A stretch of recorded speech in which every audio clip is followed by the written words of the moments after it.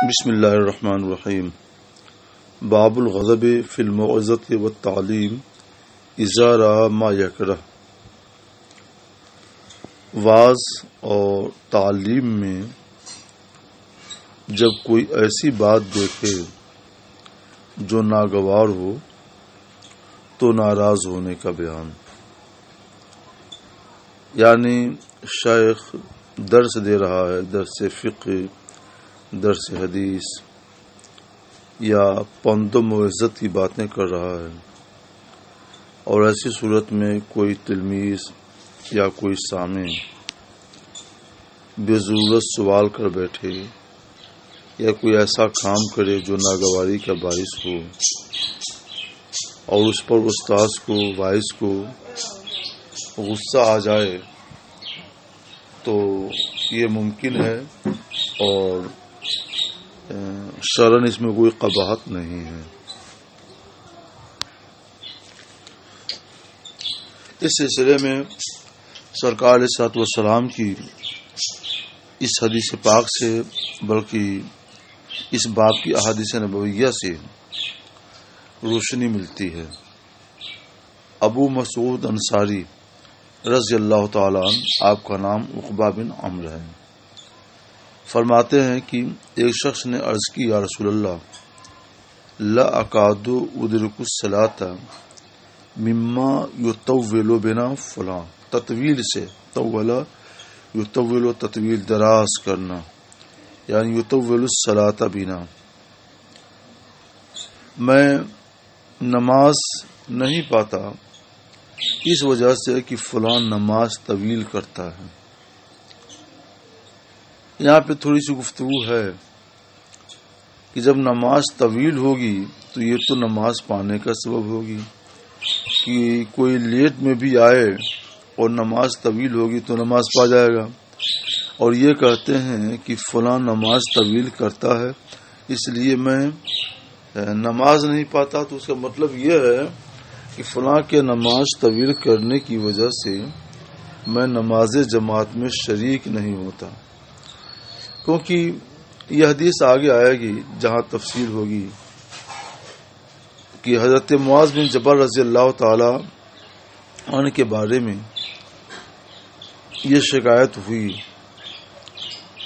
کہ ہم لوگ کام کاج کرتے ہیں، تھکے مادے آتے ہیں، نماز میں جاتے ہیں تو نماز کی قرات بہت لمبی کرتے ہیں، اس وجہ سے تنہائی پڑھ کے سو رہتے ہیں، تو لا اکاد ادرک الصلاۃ مما یطول بنا کا مطلب یہ ہوا کہ فلاں کے نماز طویل کرنے کی وجہ سے میں قریب نہیں کہ نماز کو پا سکوں، یعنی نماز با جماعت کو۔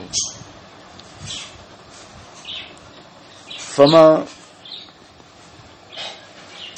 روی النبی صلی اللہ تعالی علیہ وسلم فی موعظۃ اشد غضبا من یومئذ، تو اس دن سے زیادہ کسی واعظ میں نبی کریم صلی اللہ تعالی علیہ وسلم ناراض نہیں دکھے، یعنی یہ بات سن کر سرکار بہت ناراض ہوئے اور فرمایا، ایھا الناس انکم منفرون، اے لوگو، تم لوگوں کو متنفر کرتے ہو، یعنی جماعت سے، کہ جب نماز تم طویل کرو گے، قرات طویل کرو گے تو لوگوں کو تم سے نفرت ہوگی، جماعت میں شریک نہیں ہوگی۔ اے لوگو، تم لوگ نفرت پیدا کرتے ہو، جو لوگوں کو نماز پڑھائے فلیخفف، تو نماز مختصر پڑھائے، اس لیے کہ نمازیوں میں بیمار بھی ہوتے ہیں، کمزور بھی ہوتے ہیں اور حاجت مند بھی ہوتے ہیں، کوئی بیماری کی وجہ سے دیر تک کھڑا نہیں رہ سکتا، کوئی ضعیف ہونے کی وجہ سے دیر تک شریک نہیں رہ سکتا، کوئی حاجت مند ہے، اسے کہیں کسی کام سے جانا ہے، جلد نہیں جائے گا تو اس کی وہ حاجت فوت ہو جائے گی، تو ایسے سارے لوگ جماعت میں شریک ہونے سے رہ جائیں گے۔ تو نماز اس طور پہ پڑھاؤ کہ لوگ جماعت میں شریک ہوں اور انہیں کوئی نفرت نہ ہو۔ سرکار علیہ الصلوۃ والسلام کو تکثیر جماعت بہت محبوب تھی، اسی لیے نماز فجر کے بارے میں سرکار علیہ الصلوۃ والسلام نے ہدایت فرمائی ہے، نوّروا بالفجر فإنه أعظم للأجر، فجر کی نماز، صبح کی نماز روشن کر کے پڑھو کہ اس میں اجر زیادہ ہے۔ روشن کر کے نماز پڑھی جا سکتی ہے، اور تغلیظ میں یعنی صبح کے اندھیرے میں بھی نماز پڑھی جا سکتی ہے۔ صبح کے اندھیرے میں نماز پڑھی جائے تو جماعت کم ہوگی، روشن کر کے نماز پڑھی جائے تو جماعت زیادہ ہوگی۔ تو سرکار علیہ الصلوۃ والسلام نے جو صبح کی نماز روشن کر کے پڑھنے کا حکم دیا، اس کی حکمت یہی ہے کہ اس کی وجہ سے نماز باجماعت میں لوگوں کی تعداد زیادہ ہوگی۔ زید بن خالد جوہنی سے روایت ہے، نبی کریم صلی اللہ تعالی علیہ وسلم سے ایک شخص نے لقطہ کے بارے میں سوال کیا۔ لقطہ بر وزن زحوقہ، زحوقہ جس پر ہنسا جائے، لقطہ جو چیز کسی سے گر جائے اور کوئی پا جائے۔ لقطہ کہتے ہیں اس چیز کو، اس سامان کو جو کسی آدمی کے ہاتھ سے یا جیب وغیرہ سے بھول چوک سے کہیں گر گئی اور بے خبری میں وہ چلا گیا، پھر کسی نے دیکھا اور اسے اٹھا لیا تو اس کو لقطہ کہتے ہیں۔ اور کسی کا بچہ، ناسمجھ بچہ یوں راہ میں یا آس پاس میں پڑا ہوا مل جائے، جو لاوارث ہو، بے سہارا ہو، تو اس کو لقیط کہتے ہیں، اور سامان ہو تو اس کو لقطہ کہتے ہیں۔ اور کوئی جانور غائب ہو جائے تو مثلا اونٹ غائب ہو گیا، بکری غائب ہو گئی، تو اس کو نہ لقطہ کہتے ہیں نہ لقیط کہتے ہیں، اس کو ضالہ کہتے ہیں، گمشدہ جانور۔ تو گمشدہ جانور کے لیے لقیط بھی نہیں، لقطہ بھی نہیں، اس کے لیے ضالہ۔ اونٹ ہو تو ضالۃ الابل، بکری ہو یا بھیڑ ہو تو ضالۃ الغنم، گمشدہ بکری اور گمشدہ بھیڑ۔ تو یہ فرق ہم کو یاد رکھنا چاہیے کہ لقیط کیا ہے، لقطہ کیا ہے، ضالہ کیا ہے۔ تو زید بن خالد جوہنی سے روایت ہے کہ نبی کریم صلی اللہ تعالی علیہ وسلم سے ایک شخص نے لقطہ کے بارے میں سوال کیا کہ کوئی گری پڑی چیز اٹھا لے تو اس کو کیا کرے، اپنے استعمال میں لائے، محفوظ رکھے یا کیا کرے؟ تو سرکار علیہ الصلوۃ والسلام نے فرمایا، کیا ہے بیٹا اتنا دبا ہوا ہے نا، عارف ہے، عارف وکا کے معنی آتے ہیں بندھن، بندش، وہ ڈور ما یربط بھی، وہ ڈور جس سے کسی تھیلے کا منہ باندھ دیا جاتا ہے۔ سرکار فرماتا عارف وکا، اس کی بندش کو، بندھن کو پہچان لو کہ کس کلر کا ہے اور کیسا ہے، کس طرح بندھا ہے۔ یا فرما وعاء، اس کے ظرف کو پہچان لو کہ جس تھیلی میں وہ سامان ہے تو اس کو پہچان لو۔ وعفاس، اور افاس کا بھی مطلب وہی ہے کہ جیسے بٹوا ہے، جھولا ہے، تھیلی ہے، تھیلا ہے، تو یہ دونوں تقریباً ہم مانا ہے۔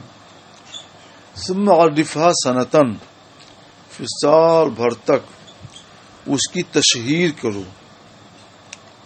اگر سال بھر کے اندر آ جائے مالک اور لے جائے تو بہت اچھا، اور نہیں آتا ہے تو پھر کیا ہونا چاہیے؟ ثم استمتع بها، پھر اسے تم اپنے استعمال میں لا سکتے ہو۔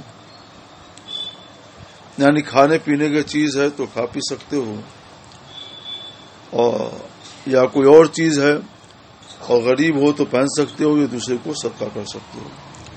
فَإِن جَاءَ رَبُّهَا، اب اگر اس کا مالک آ جائے، فَأَدِّهَا إِلَيْهِ، تو اسے دے دو. اگر وہ چیز ختم ہو چکی ہے تو اس کا تاوان دو، اس کا دام ادا کرو، اور وہ چیز باقی ہے تو وہی چیز ادا کرو.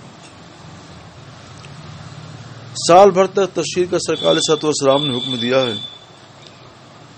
اس زمانے میں تشہیر کا کوئی ذریعہ نہیں تھا، کوئی ایسا ذریعہ نہیں تھا کہ ابھی تشہیر کے سبب کو اپنایا گیا اور فوراً پوری دنیا میں عام ہو گیا. تو اس لیے سال بھر کی قید تھی کہ جو قیمتی چیزیں ہیں ان کے لیے سال بھر تشہیر کی جائے. مگر آج کا عالم تو یہ ہے کہ واٹس ایپ پہ ڈال دیجئے، فیس بک پہ ڈال دیجئے، یوٹیوب پہ ڈال دیجئے، ابھی ڈالا اور 10 منٹ کے اندر ساری دنیا میں وہ عام ہو جاتا ہے، پھیل جاتا ہے، کثیر بے شمار لاکھوں لوگوں کی نگاہوں سے وہ گزر جاتا ہے. تب اس زمانے میں سال بھر کی وہ قید نہیں رہنی چاہیے، بلکہ میں سمجھتا ہوں کہ 1 مہینے تک بھی اس طرح کی تشہیر کر دی جائے قیمتی چیزوں کی تو کافی ہے.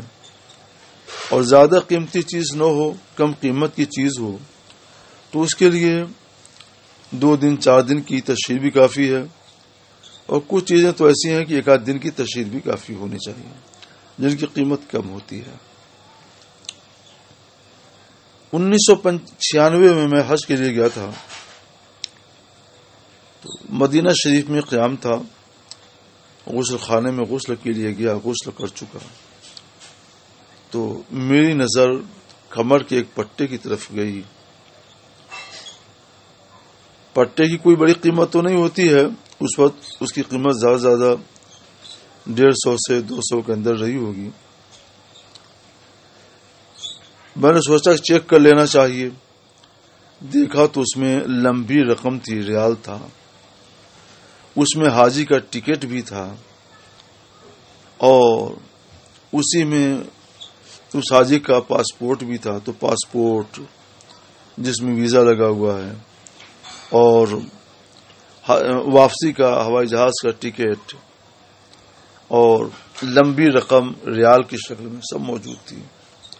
تو میں نے اسے لے لیا کہ کہیں ایسا نہ ہو کہ کوئی اور پا جائے اور اس کی نیت خراب ہو. واپس آیا میں باہر اپنے کمرے میں، تو میں نے 2 حاجیوں کو لگایا کہ ایک آدمی نیچے چلا جائے، ایک آدمی اوپر. کثیر منزلہ بلڈنگ تھی، اور آپ لوگ اعلان کر دیں کہ کسی کا کوئی سامان غائب ہوا ہو تو علامت بتا کر لے جائے. تو ہماری نیچے والی منزل سے ایک صاحب آ کر وہاں پہ غسل کیے تھے، وہ کشمیری تھے. تو سب تو بولے کوئی سامان نہیں، لیکن انہوں نے ٹٹولا، شبہ ہوا تو دیکھا کہ ان کا کوئی سامان ہی نہیں ہے. تو بالکل حواس باختہ تو بتایا میرے سامان غائب ہو گیا، اس میں فلاں فلاں چیز تھی، تو حضرت سے ملاقات کروں. اس نے ساری نشانیاں صحیح سے بتا دی تو میں نے اسے دے دیا اور خوش ہو کر دعائیں دیتے ہوئے وہ چلا گیا. میں یہ بتانا چاہتا ہوں کہ اس طرح کی کوئی چیز ہے تب تو اس کی تشہیر لمبی ہونی چاہیے. اور 1995 میں ابھی اس تشہیر کا ذریعہ نہیں تھا، تو ہمارے پاس تشہیر کا جو ذریعہ تھا وہ میں نے اختیار کر لیا. اور ایک مسئلہ اس سلسلے میں فقہاء کرام یہ اٹھاتے ہیں کہ اس گری پڑی چیز کو اٹھانا بھی چاہیے کہ نہیں. تو اگر معمولی قیمتی چیز ہو تو چھوڑ دیں، نہ اٹھائے، اسے کوئی نہیں لے جائے گا. زیادہ قیمتی چیز ہو اور یہ خطرہ ہو کہ اگر ہم نہیں اٹھاتے ہیں تو کوئی بھی اسے اٹھا سکتا ہے، اور ہو سکتا ہے اس کی نیت خراب ہو جائے تو صاحب مال کا مال تلف ہو جائے گا. تو نیک نیتی کے ساتھ اٹھا لے، اور بہتر یہ 1-2 آدمیوں کو گواہ بنا لے، اور اس کے بعد اس کی تشہیر کریں. تشہیر ہوتی ہے تو پتہ چل ہی جاتا ہے، مالک پہنچ ہی جاتا ہے. بس اتنا بتا دیں کہ سال بھر کی قید اس زمانے کے لحاظ سے بہت مناسب تھی، اور آج کے زمانے کے لحاظ سے 8 دن 10 دن کی تشہیر بہت ہے. 8 دن 10 دن میں بار بار لوگوں کی نگاہوں سے ساری دنیا میں یہ بات گزر جائے گی کہ اس طرح کوئی سمن غائب ہوا ہے، اور جو مالک ہے اس تک کسی نہ کسی طرح سے اطلاع پہنچ جائے گی، وہ آ کر لے جائے گا۔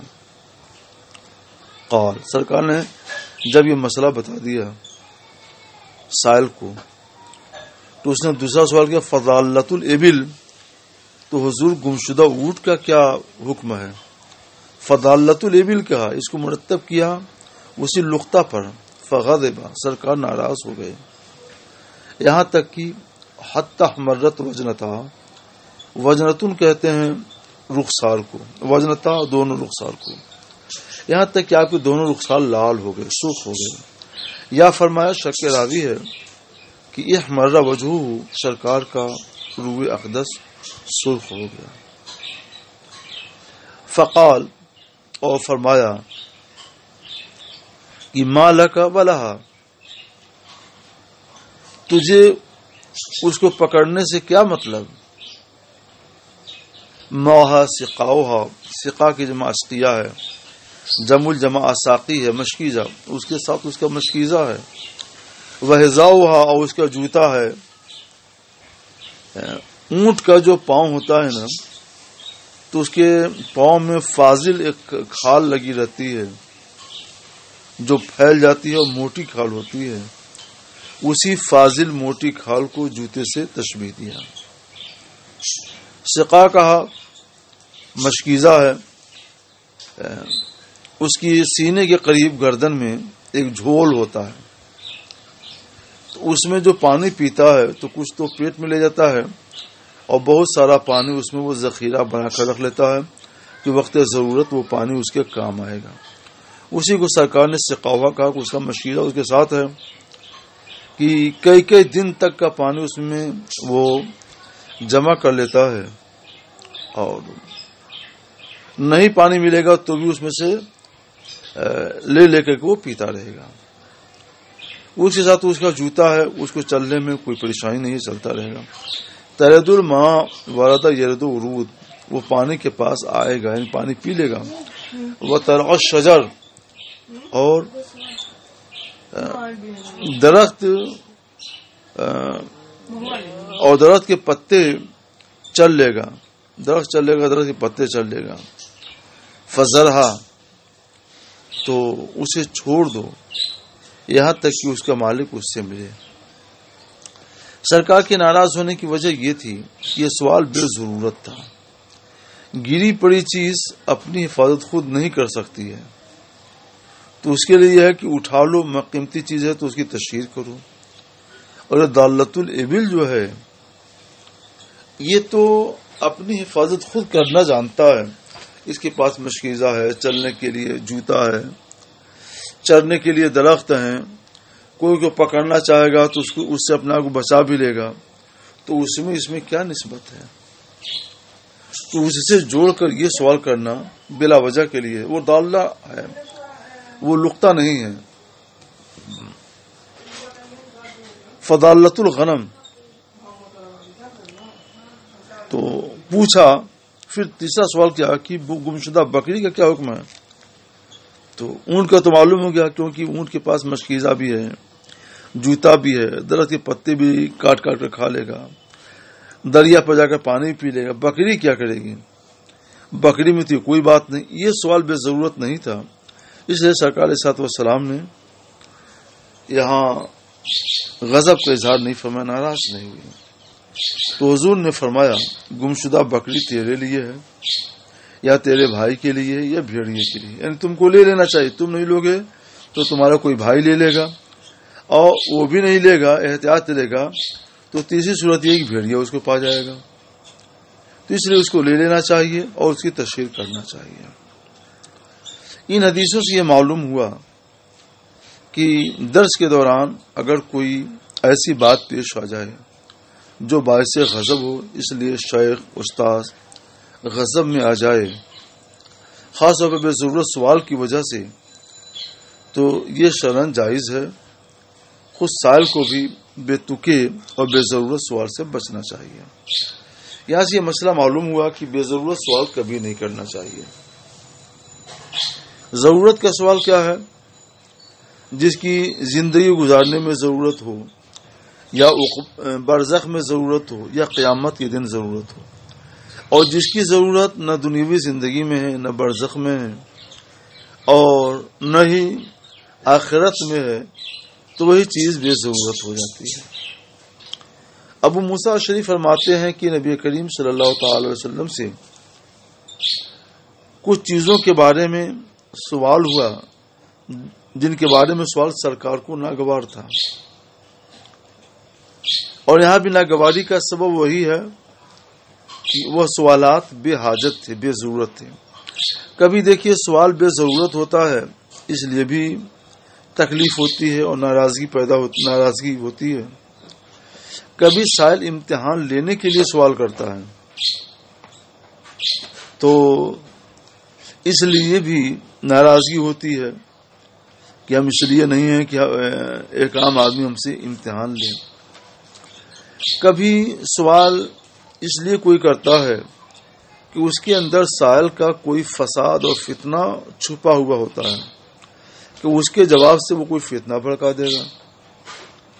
اس پر آج کل بہت نظر رکھنے کی ضرورت ہے، اور خاص طور پر مفتیوں کو، کہ تھوڑی سی بھی بے توجہی سے سائل کوئی بڑا فتنہ بھڑکا سکتا ہے۔ اس لیے ان تینوں باتوں پر نظر رکھنی چاہیے، اور تینوں باتوں پر نظر رکھنے کے بعد ہی جواب دینا چاہیے۔ بے ضرورت سوال کے جواب سے صرف نظر کیا جائے، اندازہ ہو کہ سوال کرنا چاہتا ہے تو صرف نظر کیا جائے، یا یہ محسوس ہو کہ کوئی فتنہ بھڑکانا چاہتا ہے تو اس سے صرف نظر کیا جائے۔ فلما اکثر علیہ، جب سرکار سے یہ سوالات بے ضرورت سوالات بار بار ہونے لگے تو غضب، سرکار ناراض ہو گئے۔ پھر لوگوں سے ناراض ہو کر فرمایا سلونی عما شئتم، تم لوگ جو چاہو مجھ سے پوچھو۔ فقال رجل، ایک شخص نے پوچھا یا رسول اللہ من ابی، میرے والد کون ہیں، میرے والد کا نام کیا ہے؟ تو سرکار نے فرمایا تیرے باپ ابو حذیفہ ہیں۔ اصل میں ان کے والد کے بارے میں لوگوں کو شک تھا کہ حذیفہ ہیں یا کوئی اور، تو کبھی بحث و مباحثے میں، لڑائی جھگڑے میں لوگ طنز کر دیتے تھے، اس لیے انہوں نے چاہا کہ یہ سوال کر لیں۔ تو ان کی نگاہ میں یہ سوال حاجت کا تھا، مگر یہ سوال بھی بے ضرورت تھا۔ کہیں کیونکہ کسی کو کیا معلوم کہ اس کے اصل والد کیا ہیں، کہیں سرکار علیہ الصلوۃ والسلام یہ بتلا دیتے، وہ کوئی ان کا حقیقی باپ ہوتا، ان کا نام لے لیتے، یہ نہ ہوتی، تو اس وقت ان کے لیے کس قدر دکھ کی بات ہوتی۔ سرکار نے فرمایا تیرے والد حذیفہ ہیں۔ فقام آخر، پھر دوسرے صاحب کھڑے ہوئے، انہوں نے کہا مانا بھی یا رسول اللہ، یا رسول اللہ میرے والد کون ہیں؟ فرمایا تیرے باپ سالم ہیں، شیبہ کے آزاد کردہ غلام، مولا کے معنی آزاد کردہ غلام۔ جب حضرت عمر نے سرکار کے چہرے کا مشاہدہ کیا کہ چہرے پر غضب کے آثار ہیں، جب چہرے پر غضب کے آثار ہوتے تو چہرہ سرخ ہو جاتا تھا، فرمایا یا رسول اللہ انا نتوب الی اللہ عز وجل، ہم اللہ عز وجل کی بارگاہ میں اپنے ان سوالات سے توبہ کرتے ہیں، یعنی سرکار آپ ناراض نہ ہوں، معاف فرما دیں۔ باو من بارک علی رکبتہ عند الامام والمحدث، بارک علی رکبتہ دونوں گھٹنوں کے بل کھڑے ہونا، یہ ایسی حالت ہوتی ہے کہ آدمی کھڑے ہونے کے بھی قریب ہوتا ہے اور بیٹھنے کے بھی قریب ہوتا ہے۔ جو شخص امام یا محدث کے پاس دونوں گھٹنے کے بل کھڑا ہوا، یہ ادب کا ایک طریقہ ہے۔ انس بن مالک کا بیان ہے کہ رسول اللہ صلی اللہ تعالی علیہ وسلم باہر آئے، یعنی حجرہ شریفہ سے باہر آئے تو عبداللہ بن حذیفہ کھڑے ہوئے، پوچھا من ابی، فرمایا ابو کا حذیفہ۔ پھر لوگ زیادہ سوال کرنے لگے بے ضرورت، تو حضور ثم احسن ان یقول، پھر سرکار بار بار کہنے لگے سلونی سلونی سلونی سلونی سلونی، پوچھو جو کچھ چاہو پوچھو۔ سرکار نے دیکھا سرکار ناراض ہو رہے ہیں، تو حضرت عمر نے دیکھا سرکار ناراض ہو رہے ہیں، تو حضرت عمر رضی اللہ تعالیٰ عنہ اپنے گھٹنوں کے بل کھڑے ہوئے، عرض کیا رضینا باللہ ربا، ہم لوگ اللہ کے رب ہونے پر اور اسلام کے دین ہونے پر اور محمد صلی اللہ تعالی وسلم کے نبی ہونے پر راضی ہوئے۔ 3 بار انہوں نے جب یہ بات کہہ دی فسکتا، تب سرکار علیہ السلام کا جلال تھما اور آپ خاموش ہوئے۔ یہ معذرت کا ایک انداز ہے۔ محمد صلی اللہ تعالی وسلم رسولہ نہیں کہا، نبیہ کہا۔ نبیون نبون سے بنا ہے، جس کے معنی خبر دینے کہتے ہیں، اور نبیون کا معنی غیب کی خبر دینے والا۔ انہوں نے یہ عرض کر کے اس بات کا اظہار کیا، سرکار ہم آپ کو نبی مانتے ہیں، یعنی غیب کی خبر دینے والا۔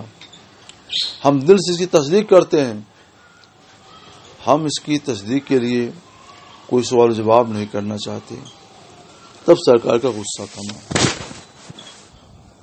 تو ان حدیثوں سے ثابت ہو گیا کہ بلا وجہ کے سوال پر اگر مفتی، محدث، فقیہ کو ناراضگی ہو جائے تو ہو سکتا ہے۔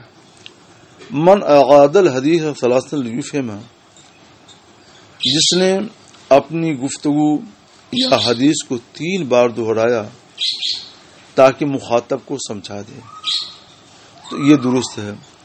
یعنی کوئی اہم حدیث ہے، کوئی اہم فقہی مسئلہ ہے، کوئی اہم بات ہے جس کے بارے میں اندازہ ہے کہ اسے لوگ ایک بار میں سب کے سب نہیں سمجھ پائیں گے، تو 3 بار کہے۔ ایک بار کہے گا کہ جو ذہین لوگ ہیں، ذہین فطن لوگ، وہ سمجھ جائیں گے۔ دوسری بار میں جو اوسط درجے کے ذہین لوگ ہیں وہ سمجھ جائیں گے، اور تیسری بار میں جو کند ذہن لوگ ہیں وہ بھی سمجھ جائیں گے۔ تو نبی کریم صلی اللہ تعالی علیہ وسلم نے فرمایا الا وقول الزور، سنو اور جھوٹی بات۔ پھر سرکار اس کو بار بار دہراتے رہے۔ ابن عمر کہتے ہیں نبی کریم صلی اللہ تعالی وسلم نے فرمایا، اچھا یہ حدیث ابھی آئی نہیں ہے، مسلم شریف میں بھی یہ حدیث ہے، بخاری شریف میں بھی۔ ایک دفعہ سرکار نے فرمایا کیا میں تمہیں اکبر الکبائر، بڑے سے بڑے گناہوں کے بارے میں خبر نہ دوں؟ صحابہ نے پوچھا یا رسول اللہ بتائیں۔ تو آپ نے فرمایا 2 باتیں فرمائیں، اور تیسری بات کے بارے میں فرمایا وقول الزور، جھوٹی بات۔ جب قول الزور، یہ قول الزور کہا، جھوٹی بات، اس وقت سرکار لیٹے ہوئے تھے، لیٹنے کے انداز میں تھے، ٹیک لگا کر اٹھ کے بیٹھ گئے اور فرمانے لگے قول الزور، قول الزور، قول الزور، جھوٹی بات، جھوٹی بات، جھوٹی بات۔ سرکار صلی اللہ علیہ وسلم نے انداز اس لیے اختیار فرمایا تاکہ یہ معلوم ہو جائے کہ جھوٹ بولنا بہت بڑا گناہ ہے، پاپ ہے۔ اور ایک موقع سرکار صلی اللہ علیہ وسلم نے کوئی بات فرمائی تو ابن عمر کے بیان نبی کریم صلی اللہ تعالی علیہ وسلم نے وہ بات بیان کرنے کے بعد فرمایا حل بلغتو، ثلاثاً 3 بار سرکار نے فرمایا کہ کیا میں نے تبلیغ کر دی؟ یعنی ہاں میں نے تبلیغ کر دی۔ یہ خطبہ حجۃ الوداع کے موقع سے سرکار نے یہ بات فرمائی تھی 3 بار۔ اس سے معلوم ہوا کہ کسی گفتگو کی انتہا 3 کے عدد پر ہوتی ہے، کہ سرکار نے 3 بار فرمایا اللہم حل بلغتو، 3 بار فرمایا۔ اس سے پہلے آپ نے حضرت موسیٰ علیہ نبینا علیہ السلام اور حضرت سیدنا خضر علیہ السلام کے افادہ و استفادہ کے بارے میں سنا۔ وہاں بھی یہ بات یہ گفتگو 3 بار میں، افادہ و استفادہ کا یہ معاملہ 3 بار میں ختم ہو گیا۔ 3 بار میں کوئی بات پکی ہو جاتی ہے اور کوئی معاہدہ 3 بار میں مکمل ہو جاتا ہے۔ انس رضی اللہ تعالیٰ عنہ سے روایت ہے نبی کریم صلی اللہ تعالی وسلم جب کوئی بات کرتے ہو تو اسے 3 بار دہراتے تاکہ سرکار کی وہ بات سمجھ لی جائے۔ تو اس میں ایک تو یہ ہوتا کہ مجمع بڑا ہوتا، تو ایسا ہو سکتا تھا کہ پہلی بار میں سب نے نہ سنا ہو تو دوسری بار میں سن لیں گے، تیسری بار میں بات پکی ہو جائے گی۔ وہ بھی ہو سکتا ہے جو میں نے عرض کیا کہ جو ذہین لوگ ہیں پہلی بار میں، اوسط درجے کے لوگ دوسری بار میں، اور کم ذہن کے لوگ تیسری بار میں سمجھ لیں گے۔ دونوں باتیں ہو سکتی ہیں، اس لیے سرکار صلی اللہ علیہ وسلم اہم باتوں کو 3 بار میں بیان کرتے تھے۔ وَإِذَا أَتَىٰ عَلَىٰ قَوْمٍ، اور جب سرکار کسی قوم کے پاس آتے ملنے کے لیے، فَسَلَّمَ عَلَيْهِمْ، تو ان کو سلام کرتے، اور کیا بار سلام کرتے؟ ثلاثہ، 3 بار سلام کرتے ہیں۔ اس میں بھی 2 وجہیں ہو سکتی ہیں۔ ایک تو یہ کہ سلامی استئذان تھا، کسی کے گھر میں داخل ہونا ہو تو یہ نہیں ہے کہ گئے دروازہ کھلا ملا تو دھر دھر دھر دھر دھر دھر دھر گھر کے اندر گھس گئے، یہ طریقہ غلط ہے۔ بلکہ اسلامی طریقہ یہ ہے کہ دروازے پر رک جائیں، دروازے تھوڑا سا کنارے کھڑے ہوں اور بلند آواز سے کہیں السلام علیکم ورحمۃ اللہ وبرکاتہ، تو جواب آئے بلایا جائے تو جائیے، ورنہ چپ چاپ کھڑے رہیے۔ تھوڑی دیر کے بعد پھر دوبارہ کہ السلام علیکم ورحمۃ اللہ وبرکاتہ، بلایا جائے تو جائیے، ورنہ چپ چاپ کھڑے رہیے۔ تھوڑی دیر کے بعد پھر تیسری مرتبہ کہ السلام علیکم ورحمۃ اللہ وبرکاتہ، بلایا جائے تو جائیے، اور نہ بلایا جائے تھوڑا سا انتظار کر کے اب واپس آ جائیے۔ یہ سلام سلامی لقا نہیں ہے، یہ سلام برائے استئذان ہے، گھر میں داخل ہونے کی اجازت حاصل کرنا۔ ایک دوسری توجہ اس کے اندر یہ کی گئی ہے کہ پہلا سلام تو ملاقات کے لیے ہے، کہ استئذان کے لیے ہے، اجازت مل گئی اندر گئے، تب دوسرا سلام کریں گے وہ سلام لقا ہوگا ملاقات کے لیے، اور تیسرا سلام اس وقت کرتے سرکار جب سرکار واپس ہوتے۔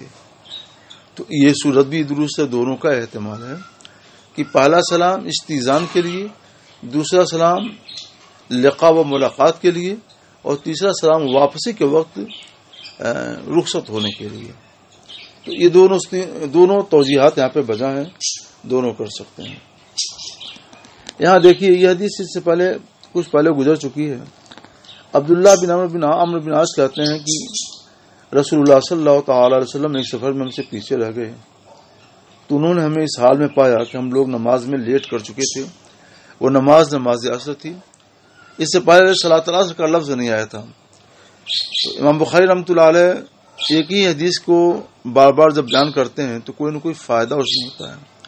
اس سے پہلے والی روایت میں صلاۃ العصر کا لفظ نہیں تھا، اس میں صلاۃ العصر کا لفظ بھی ہے، تو یہ ایک نیا فائدہ ہوا۔ ہم لوگ وضو کر رہے تھے اور ہم لوگ اپنے پیروں پر مسح کر رہے تھے، تو سرکار صلی اللہ علیہ وسلم نے بلند آواز سے پکارا ویل للعقاب من النار، 2 بار یا 3 بار۔ یہاں بھی وجہ وہی ہے 3 بار کہنے کی، تاکہ سب لوگ سن لیں اور سب لوگ سمجھ لیں۔ باب و تعلیمی رجل امتہ و اہلہ، مرد کا اپنی باندی کو اور اپنی بیوی کو علم دینا، علم سکھانا۔ ابو بردہ عن ابی فرماتے ہیں کہ رسول اللہ صلی اللہ تعالی علیہ وسلم نے فرمایا ثلاثۃ لہم اجران، 3 لوگوں کے لیے 2 اجر ہیں، یعنی ڈبل اجر ہے۔ وہ کون 3 لوگ ہیں؟ اب سنو۔ پہلا رجل من اہل کتاب، پہلا آدمی وہ کتابی ہے جو اپنے نبی پر ایمان لایا، یعنی رسول اللہ صلی اللہ تعالی علیہ وسلم کی بعثت سے پہلے وہ اپنے نبی یعنی حضرت عیسیٰ علیہ نبینا علیہ الصلوۃ والسلام پر ایمان لایا اور ان کا مومن رہا، اور جب سرکار کی بعثت ہوئی اور آپ نے اعلان نبوت فرما دیا تو رام نبی محمد صلی اللہ تعالی علیہ وسلم، تو محمد صلی اللہ تعالی علیہ وسلم پہ ایمان لایا۔ اسے ڈبل اجر کیوں ملے گا؟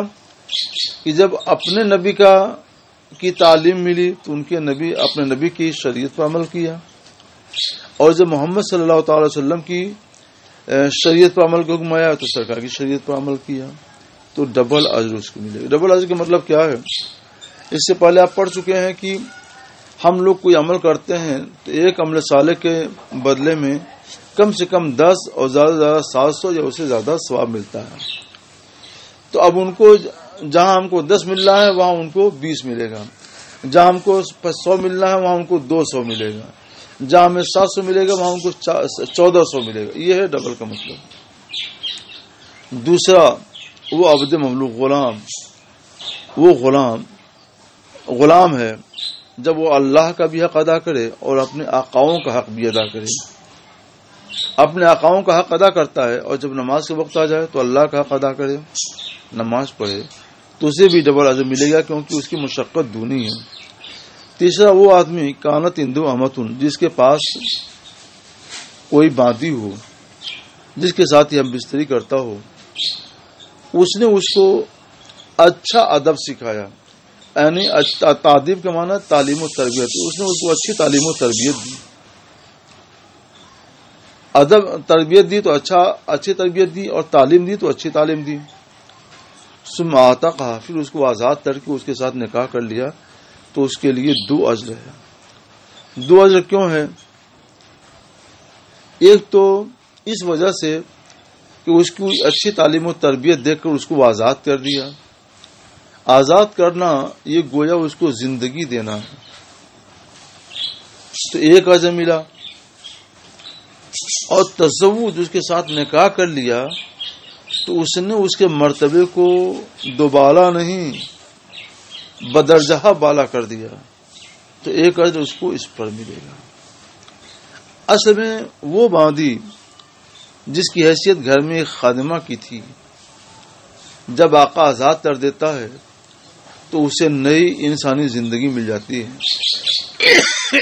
اور پھر جب اس کے ساتھ نکاح کرتا ہے تو وہی باندی جو گھر کی ایک لونڈی تھی وہ گھر کی مالکہ ہو جاتی ہے، تو اس کا مرتبہ بہت بلند ہو جاتا ہے، آسمانوں سے بھی زیادہ بلند۔